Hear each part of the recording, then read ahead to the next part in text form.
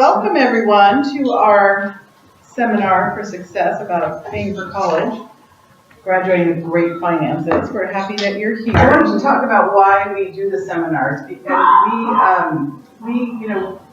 typically accountants just do taxes and financial statements. We like to make sure that our clients' overall financial well-being is taken care of. So we have what I like to call it the Wheel of Fortune, or the Circle of Life. But there's more to life than just taxes. There's estate planning, retirement planning, investments, education, mortgages, insurance, college planning, which is why you're here tonight. So I just wanted to show you that. If you're wondering why we do it, we don't do it to generate income. We do it just as an outreach for our clients and guests. So they get to, we make sure that all of these areas are covered.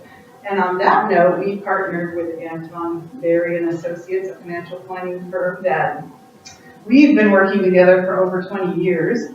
We're only 9 or so. Yeah. And we're going to do this seminar a little differently this evening too. Usually we have each speaker come up and talk for 15 minutes and then do a Q&A, but we decided to do something different tonight and do more of like a panel type presentation. So each of the speakers is going to introduce themselves and tell a little bit about what they do, and then we're going to do more of a Q&A type of format. So I'm going to leave it to Mike, and he'll tell you all about his pictures and what he does, and we'll go from there. My pictures. So, like a lot of you know, I've been married for almost 21 years. My wife will trickle in because she's taking care of all this. So a daughter 14 and a daughter almost 5. Oh my goodness. Yeah, and so we've got, one who's 5'9" and one who's 3.5 feet tall. So we're going to have two separate college experiences. I've been a senior partner at Anton, Barry & Associates for 25 years, and a senior by about 4 months. So, and actually we have members of our team here as well who are coming with, if you want to raise your hands if you're part of our team, right? Who have kids and want to plan for college, or who are kids. Pretty much. Yeah. You're here to listen to Kelli talk about college debt. So, but our, I tried to find a tuition slip. I know I have somewhere a tuition slip from my first quarter at Harvard, and the bill was for something like $3,750 or something like that, 35 years ago or whatever it is, and now it's $20,000 for that same period of time or something. So it just shows you the importance of planning ahead, and so that's kind of a theme of what we do with our clients. We really try to help people clarify what their values are, what's most important to them. Put stakes in the ground and say, here's our goal as of today. And even if those goals move, you can pick up the stake and move it, and then try to help people make good decisions along the way. We've got a great team of associates, and I've been living in the same community for 20-something years, married to this beautiful woman walking in right now. We're all looking at her. Right on cue. And with my partner at work for 25 years. So we believe in long-term planning and relationships, including our relationship with Kim and Andrea and Christine and the whole team. So that's our firm. Anything else, Andrea? No, I think that's good. Yeah. Okay. And Nancy Paul. Right. Aww. So yes, I'm Nancy Paul. My company is Careers to Scholarships, because getting into college is one thing and paying for it is another. I have 3 daughters. Rebecca, right here, just graduated UCLA with more money than she could spend at the school. Wow. She started with, her first award was the Top Alumni Scholar Award, Top Alumni Scholar of the Year Award as an incoming freshman. She went on to win many other awards, and as I said, she graduated with more money than she could spend, and many, many honors. So the beauty of winning scholarships is many things, right? It's money for school, which is why I started looking for them initially for my kids, when I couldn't find someone to help me figure out how with 3 kids in 3 years we could use merit aid to make it work. And then I've seen the money is supremely important. But there's something else that comes with having your student be validated for their achievements and put some skin in the game. Studies show that students that help pay for college do better in school. And I can tell you from my kids and then my clients, there's all other kinds of benefits of having a student win merit scholarships. It's, as I said, one win after another, which is what happened to Rebecca. As an incoming freshman, she got to then be on student council as a freshman, which other freshmen couldn't, and that leveraged her to more things. The Michael Dukakis Scholarship, Senior of the Year, Distinguished Senior of the Year, I mean, on and on. You can see why her garb when she was getting graduated. And then on the flip side of that, Kayla is my youngest, and she studied really hard in high school. She had a 3.4 at Oak Park, which is great, and a 28 on the ACT, which is really good too. She studied really hard, but she volunteered in her field for 5 years. And then when she was applying to colleges, knowing what she wanted to study, she applied into schools that had those majors and was offered a lot of money for that. When we went to look at Kansas, for example, where they gave her $40,000, we did the whole I'm the mom thing. And then afterwards, I took off that hat and I said to the person who's trying to get Kayla to choose that school, am I right that Kayla's volunteering helped her get in and helped her get scholarships? He said, absolutely. I want her on my research team as a freshman, and I don't allow freshmen on my team. So there's something about using their students' achievements, helping them volunteer or get other hands-on experience in their field that certainly gets them to more schools, can get them offered scholarships, and it lessens the chance they're going to make a big change in college major, which could be another year of college, which is another way to save money in school. So Kayla, as a 3.4 out of Oak Park, went on to get a 4.0 her first semester at Ohio State with a $54,000 scholarship. Together, my kids have won $600,000 in scholarships. And the beauty of scholarships, merit or need, is they never have to be paid back.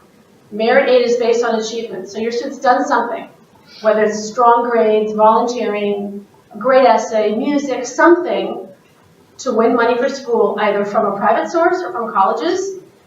The beauty of that, and I didn't see this at the time, I said this actually, I told this to the ladies the other day at lunch, that last year at this time when I presented, was the first time I said publicly something that I really believed, because I was kind of chicken, but I decided I would do it. I think there's a benefit to our kids and society that college has gotten expensive, in the sense that more kids are helping pay for it in one way or another. And that sets them up to go after their own goals, be validated for their achievements, have skin in the game, and I think it's a good thing. So there's so much I can say to you. So Kayla actually, at a 4.0 at Ohio State, she was terrified of losing her scholarship, because when you get money from a school, you have to maintain a certain GPA. That then led her be one of 9 girls in her sorority to move in, because it's based on GPA. But probably the best story of all my experiences with my kids and my clients is that Kayla, at graduation from Oak Park a year ago, gave a graduation speech, and she surprised us. And I can usually say without crying, but it really touched me. And I said to her afterwards, she competed for it. And I said, Kelly, you've never spoken before in front of more than 20 people. You know, what happened? She said, well, I felt really good about myself after my scholarships. She won a total of about $160,000. She said, so I thought I would try and see what happened. So she was chosen. Then the drama teacher coached her to practice because her parents were not being told. You know, that's life-changing, right? So I wish all that for you, that in one way or another, and you know, my middle daughter, she had a year off of college with AP classes. So there's lots of ways to cut college costs. It can be daunting, and I know that I present a lot, and parents are usually very concerned that they haven't done enough, but you're here and you're learning, and you're ahead of the game with so many other people. So please ask all of us your questions, and we all wish you success with this whole process. So much expertise. We put a new slide in for you because Oh yes, we had some excitement today. I did. I released my book on Kindle yesterday, and it hit Amazon bestseller in 3 categories. Wow. So I'm excited. So you have a flyer. There's a great bonus in the book, which is a grade by grade of what to do to prepare to pay less for school. So I encourage you, and thanks for putting that up. It's a big deal in my household. Yeah. Thank you. And this is Kelly. Hi, I'm Kelli Kay. I have a different story to tell, a very different perspective. I wish I knew Nancy before I went to school. Let's see, I graduated from the Boston Conservatory of Music with a musical theater degree and a lot of debt. And but I love to act and sing and dance, and I perform in the community. These are pictures, Fiddler on the Roof, producers. I am also an enthusiastic staff accountant and number cruncher extraordinaire here at Roschke Wall. And that's my twin sister, Christy. So my mom had to put 2 girls through college at the same time. Single mom. Single mom. She's wonderful. Yes. So, yeah. And then your mom? This is my mom. Yes. Nice. So, yeah, the title of this seminar tonight is Graduating with Great Finances. I did not graduate with great finances, but I am on my way to having great finances. So, just want to say student debt is the most dangerous type of debt you can have, and I graduated with 115,000 of it. But that's okay. It gets better. Let's see. I want to bring you up to speed as to how that happened. When I was my senior year applying to schools, I applied to a lot of accounting programs and musical theater programs. How those relate? Well, actually, they relate quite a bit in music and math, but anyway, so with the musical theater process, you have to do a lot of auditions, and it's on top of the applications. It's pretty grueling, and it's very, very competitive. So I was lucky enough to get into a lot of accounting programs with scholarships, and then get into one of the top schools in the country and world for musical theater that only accepts 50 students out of 1,200 auditioners. So I had a tough decision with no scholarship. A tough decision to make. My mom had always said, growing up, she was very clear to us that she was going to do the best she could and save a certain amount, and we each would get that same amount, and we could decide what we wanted to do with it. So my sister and I both got $40,000, which is great for a single mom. Yeah. So my sister went to a state school and for 6 years. So that's kind of normal now. And she graduated with about $30,000 in debt, and I decided to go to this prestigious music school, which I loved, but I thought that was the best decision for me at the time. So I had always dreamed of being on Broadway, and that was my passion. So I loved my time there, but as I started to get towards senior year and I started to see my friends move to New York, which had always been my dream, I started crunching numbers and realizing that the reason I went to this school was to practice my craft and get to the point where I could be a professional. But the cost of the school cost me that dream of moving to New York, which is one of the most expensive cities in the world, at least for now, cost me for a little bit. So I decided to move home to LA, another great mecca of performing arts, so I'm very lucky that way. I live with my mom currently, and I've paid off about $50,000 in principal as of, it's been 2 years, so I'm working hard. But yeah, I'm really passionate about telling my story and being honest and helping my boyfriend has similar debt and motivating him and my friends to take their loans off of deferment and forbearance. And I've done so much research and I've become a nerd in the student loan world. So once we have our panel, if you have any questions, feel free to ask. I have some key points, but maybe I'll hold them. I don't know. Okay. We'll cover them in our Q&A. Sounds good. Hey, Dani. Okay, I'm Dani Rogers, and I started a website called KnowsyMoms. So first off, I have 2 kids. I have a son who went to Tufts University, graduated in May, actually has a job in Boston, living on his own, off the payroll pretty much.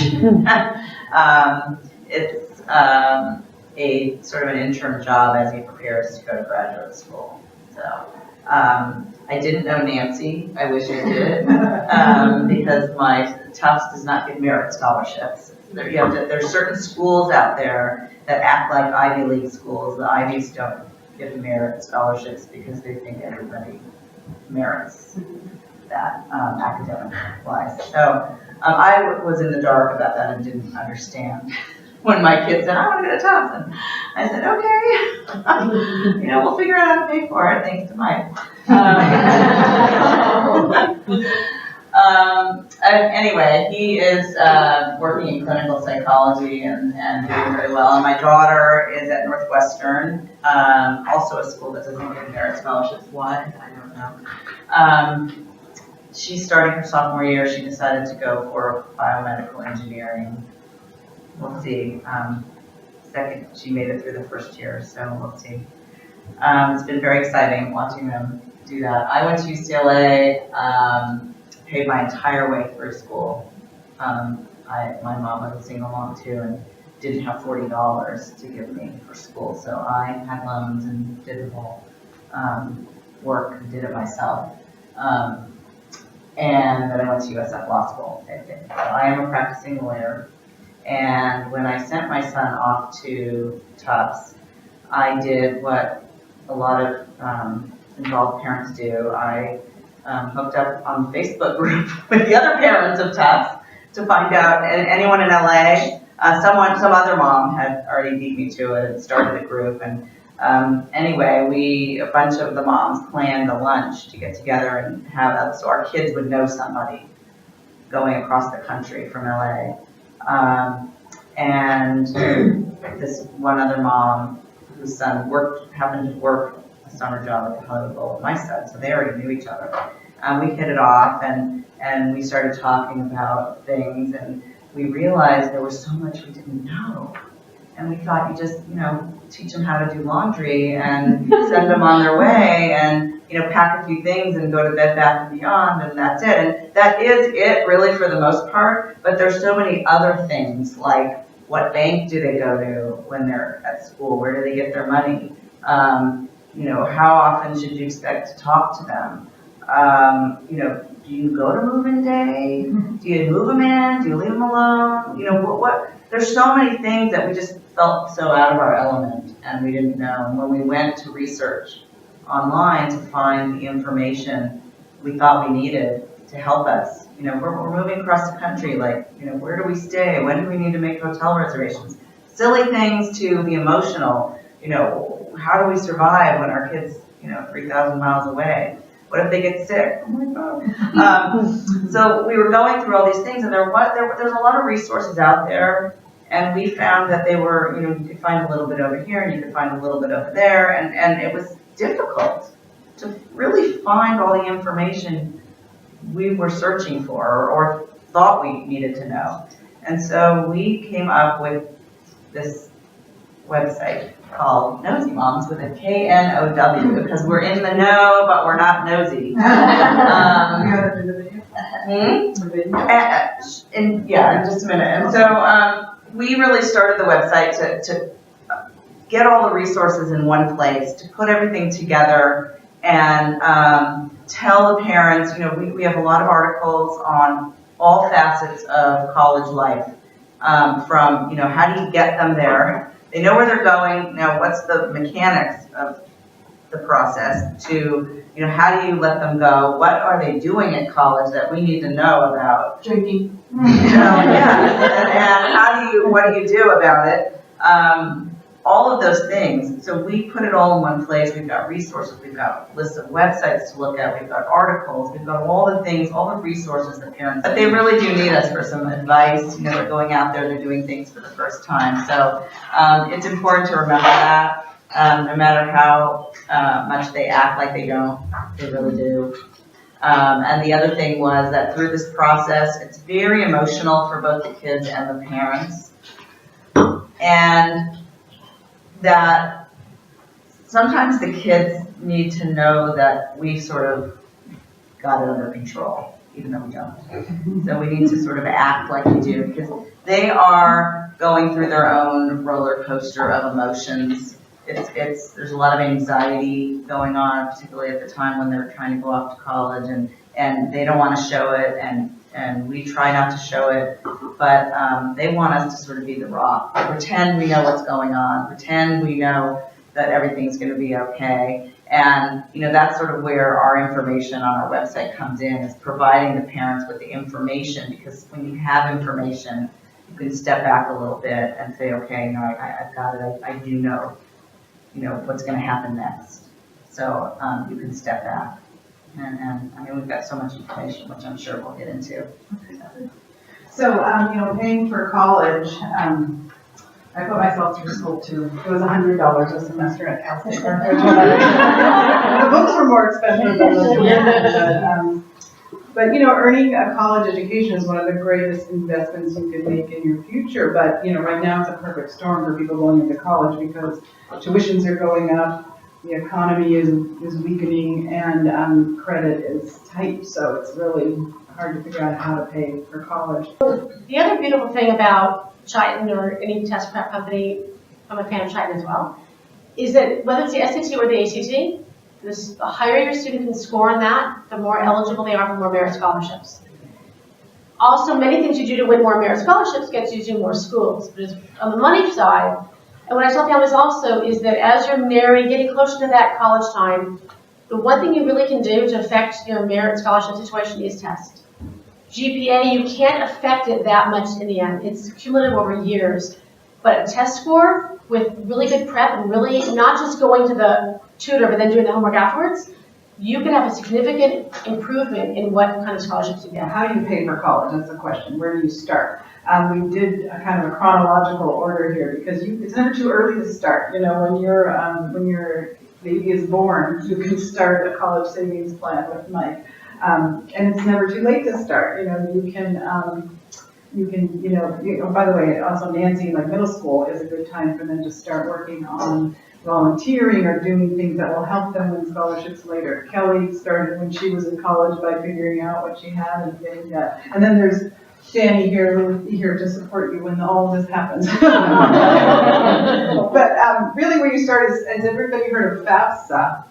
F-A-F-S-A. So that is where you start, literally, to look for college aid once your child is applying. You have to start in January of the year they're going to start. That's when the application season opens for that fall. And the money on some of so FAFSA is a centralized program where it's the free application. It's such a free application for federal student aid. And it feeds the 9 federal student aid programs, and it feeds the 605 state aid programs. And most of the individual schools also use the FAFSA application. So it's like a one-stop place to start. Some of the funds run out of money and it's first come, first serve. So it's, you're encouraged to get your application in early. One of the problems is they ask for your tax return, and I get lots of calls in January. I need my tax return done. I'm like, you can't because you don't have your information. But you can estimate the tax information, and if you have a W-2, they also have this this tool called the IRS data retrieval tool on the FAFSA website where you can get the things that are reported to the government directly. So it helps you kind of start with that process. And I can't do your tax return in January, I just can't, sorry. I'll just say that the data retrieval tool is not available until after you've filed your taxes. Oh, really? Oh, this says that you can... It'll retrieve last year's. Last year's, yeah. Oh, I thought it retrieves like yeah, that's what you need, last year's wages though, right? Mm-hmm. I'm not sure what first year, but the consecutive years. No, I thought it was going to reach, the way I read it is like your 2014 W-2 has been filed, but you can't get that, okay, then never mind. You have to call your accountant. Because I did it this year. She won't be able to do it. I did it this year. Okay, and all right. can't until. It's been a few years for me since But the minute you're filed, yeah. it transfers all that information into the FAFSA so that you don't have to fill in all those bubbles. So it's a scary thing, but it's just a form. So, we do help people with that process, but that's where you start. So I developed some questions for the panel here that I think everybody would have. And I had a thought about helicopter parents and how much is, from a student's perspective, how do you feel about the helicopter parents and nosy moms? And do you feel that, how has that affected your college experience? Well, I do remember the terror in getting dropped off, and terror and excitement, and exactly like you said, I couldn't decide if I wanted my mom to stay or go. I was deciding in the moment, okay, Mom, no, go away. Oh no, I need you. Yeah.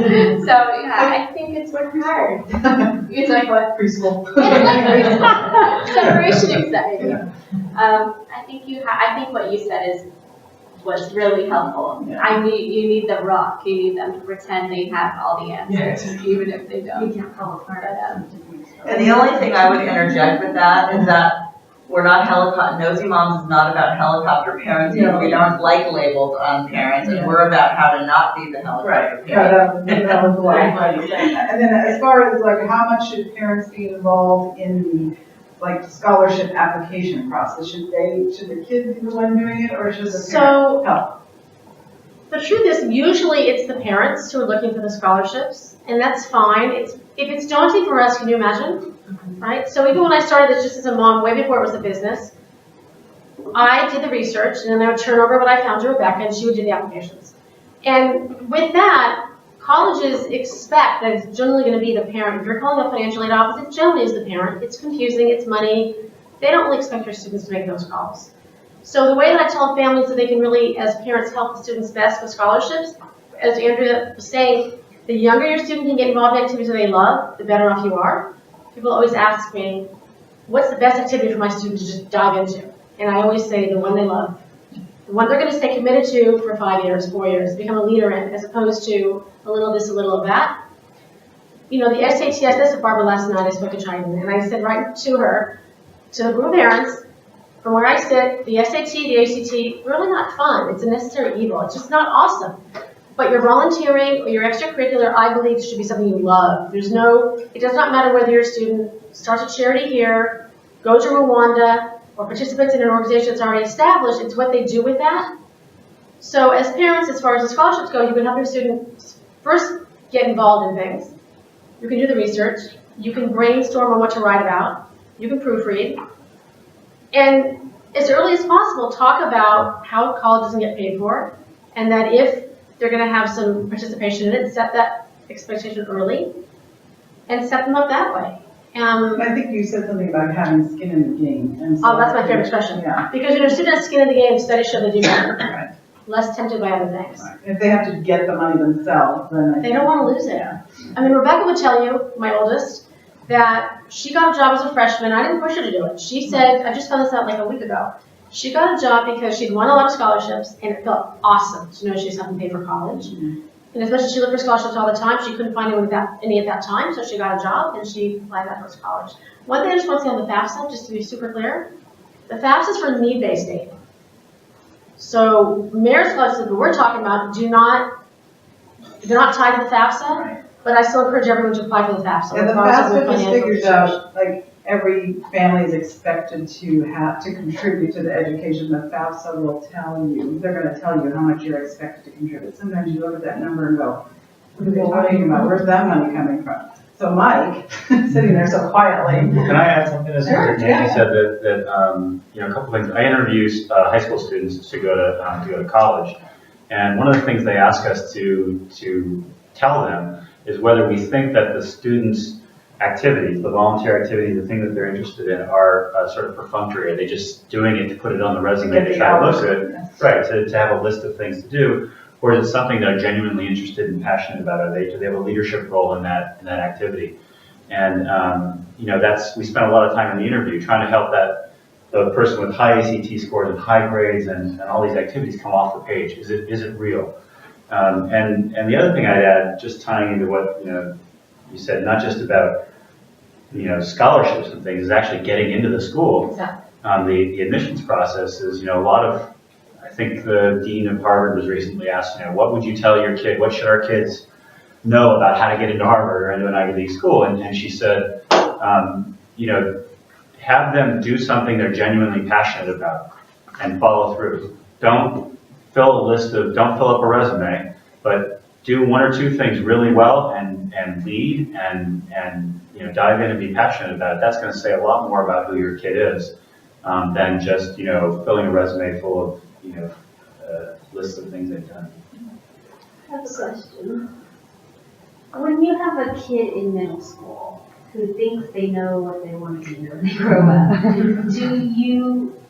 I'm worried about like being too narrow-minded in the scope of, she already knows she wants to be a veterinarian, she wants to go to UC Davis. I worry about narrowing that down to so small. Awesome. No? Okay. I would find volunteer opportunities with animals Okay. right away. And she might be wrong, she might not want to do it, in which case move on, but she could be right. My daughter would tell you that I had to do something as a 6th grader because in the same field in political science, and it failed. So if she knows, she could be right. Okay. And she'll figure it out if she's not. Yeah. She'll get off that track quickly if she volunteers and doesn't like it. Right. So how do you know like how high their GPA has to be to get into certain schools? There's all kinds of resources. You're asking me that, except for me. Whoever. There's all kinds of resources for that. My favorite is the Princeton Review book, which compares schools. But there's all kinds of online resources and such, and high schools will help you with that as well. The It's a schools combination usually have it GPA on and their SAT. application page of the school. Yeah, there's a book also, the FIS guide, and then all colleges Yeah. too, that will Just have, like Princeton, yeah. like the Princeton, yeah, and it has every school in there, and you thumb through and it'll tell you what their average GPA is, all that, what ACT or SAT score you need. So Mike, saving for college, so, college price tags are going way up, even state schools, it's no longer $100 or $9,500. So what's the best way to start saving for college, and how early do you recommend it? What can you tell us about that? The short answer is today. Today. Or as early as possible. So, yeah, exactly. When you're just thinking of it. I think, the number one thing is start early, but when's early? So, I talk to clients and they think, oh, it's too late, or the costs are so high, there's no way we can pay for it. But you can't unring that bell. You can't go back and save in the past. You can only save now and in the future. So it's never too late. All you can do is start today. And I'll tell people, the best way to save, to pay $10,000 of college expenses today, in today's dollars, is to save $100 a month when your kid's born. So you save $100 a month for 18 years, you're gonna have $38,000 sitting in an account, which in future dollars is worth about $10,000 today. So $100 a month turns into $10,000 in today's college expenses. So, it's small steps like that. So start early. I tell clients the more, the sooner the better. So the more you can put towards college, the sooner the better. The other thing is to think about like circling the wagons, whatever, creating a team, because a lot of us can't afford college on our own, but you have grandparents, the kids have grandparents, they have aunts and uncles, and so, encourage them to contribute to college savings plans. It's a little awkward, like, hey, little, Kimmy's having her 3rd birthday, and you can make a check payable to this college fund. But the reality is, we all are here for a reason. Like, one of the best ways to help your child have an improved quality of life for the rest of their lives is a great education. The right education for them, right? And so it's expensive. And so, I was thinking today, Kim, I had this idea because our daughter's about to have her 5th birthday party. So we all, even when they're little kids, you get little duplicate gifts, right? They all get the same Barbie or whatever it is. It's Dr. Barbie right now. So you get 2 Dr. Barbies, and you take one back, and what do? Well, you buy another toy. Well, why not take the money, take it back, get cash, and put the cash in the college savings plan? Kid's not going to miss the 2nd Barbie. But, so I think maybe we're the only ones with young kids here, really young kids. Anybody here have really young kids? Okay, so my 14-year-old asked me the other day, what can I do? What's the best thing I can do? And so I asked the panel the other day at lunch, Nancy said start volunteering, right? Do something you love and volunteer. But I also told her, don't develop expensive tastes. That's too close. She lobbed it right up for me. I couldn't resist. Help your parents save money by not spending as much. You get birthday gifts. Have a commitment with your kid to put some of that money into a college savings plan. Get some skin in the game, and understand that they're they can be part of the solution. Grandparents love to save for your kids.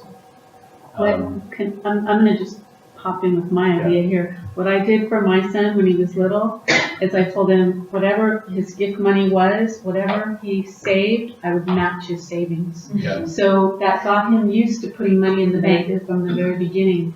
And it really has worked out well for him. At a certain age, I said, no more. But that was it. I was going to match that.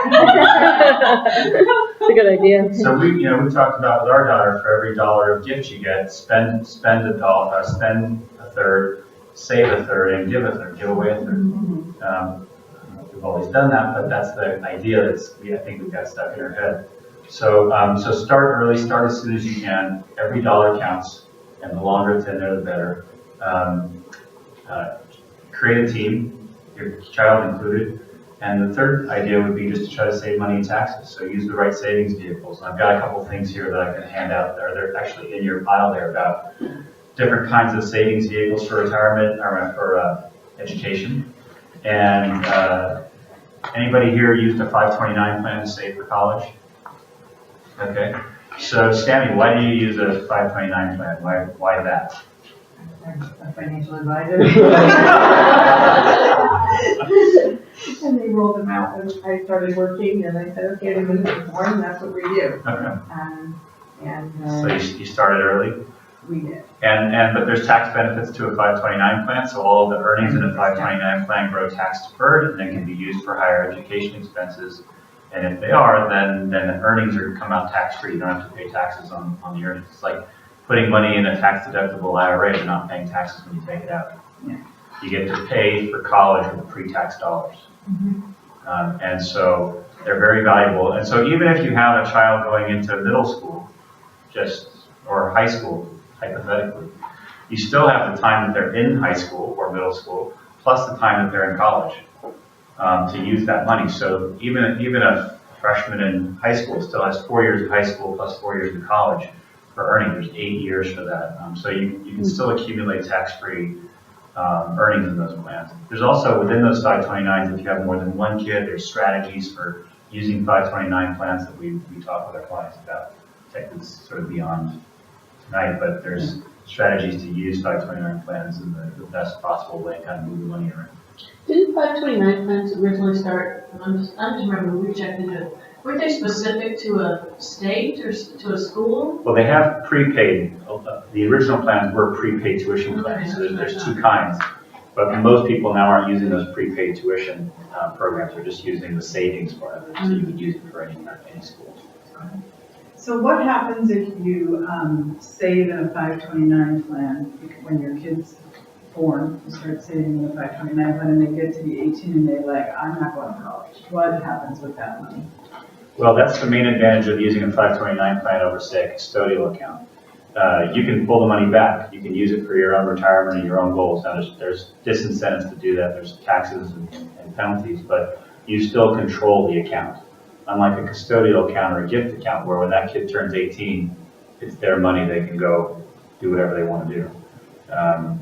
And we've seen kids, buy Corvettes and things with those kinds of dollars. So instead mom buys the Corvette. Yeah, exactly. You get your own Corvette. You're like, oh, you're not going to college? See ya. Exactly. So, but also your kid can get a scholarship. They can be work with these ideas and not need as much money. So you can also change the beneficiary. So what if your child didn't go to college but you wanted to go back to school?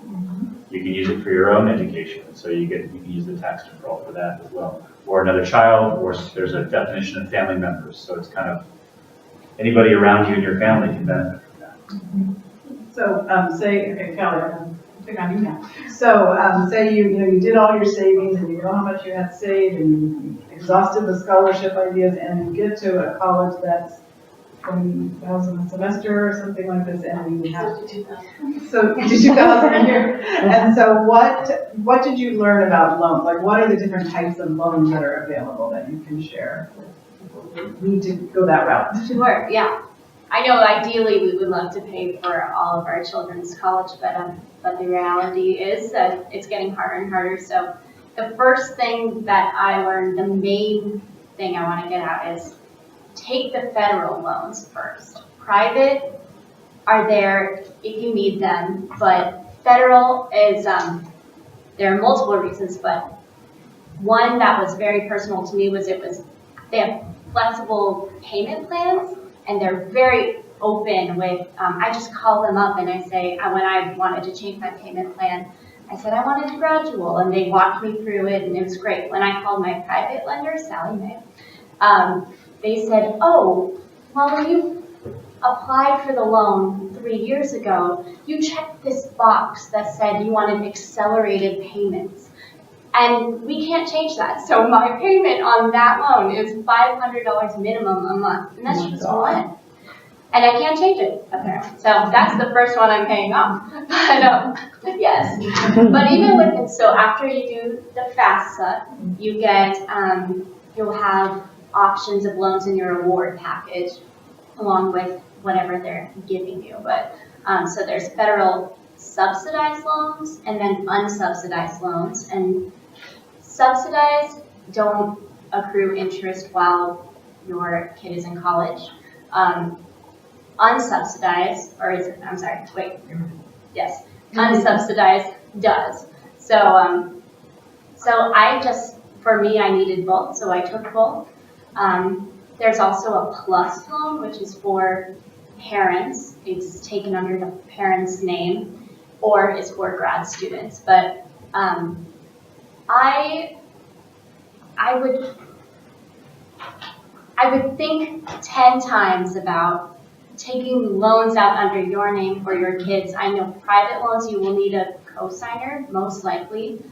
And I just, luckily, my mom lucked out and I am very financially aware and I am paying them off as soon as possible, but your name is on those loans. If your child can't pay them back, you have to either pay the monthly payments or take the hit in your credit score or put them on deferment, have them grow. You know, the interest is just accruing. So that's another. I was going to be 85 before she paid them off. What? I was going to be 85 before you paid them off. Yeah, not anymore. Yeah, and also private loans, they will stick with you. If you are the co-signer and you're, heaven forbid, your child passes away, they remain. You still have to pay back those loans on your deceased child's education. So, so yeah, those are the main key points I would definitely, and also private loans have variable interest rates, so they can go up and down, and sometimes, depending on your credit score, it's a lot higher. So the thing about the private loans too is that she has one private loan that's only 2.5% interest. It's adjustable all of rate. them are, yeah. Yeah, so it's adjustable rate, so it can go up, but they've been down. She's paying them off quickly. You get a fixed rate. I mean, Bill, we were just talking the other night. What was it? 8%? 9%. 9%, Fixed rate loan. 6.8%. That's a huge difference. But then others have private loans that it's dependent on your Depending on credit your credit. score. I mean, I have the credit they got. Some, my boyfriend is 10% on his private loan, so. So all the loan process is very confusing and complicated, so if you need help, if you need help, Yeah. And the other thing that she was really good at was paying them off, so Yeah.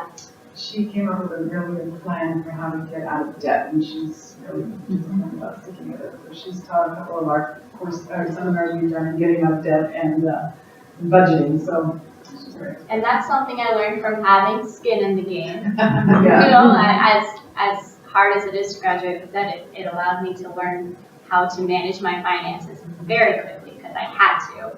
And I feel good about sharing my, story of, I tell all my friends, I'm at this number, I've paid off this amount now. She knows the exact date she'll be done. Cheers, and we have a drink to it. Yeah.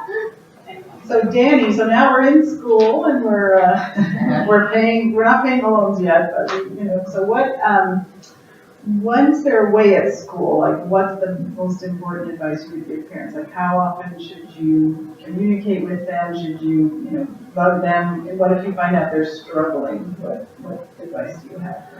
So, that's a lot. That's a big Yeah. a big one. Okay, so they're off at school and they probably won't call you very much. And you'll be wondering, why haven't I heard from them? I want to hear from them every day.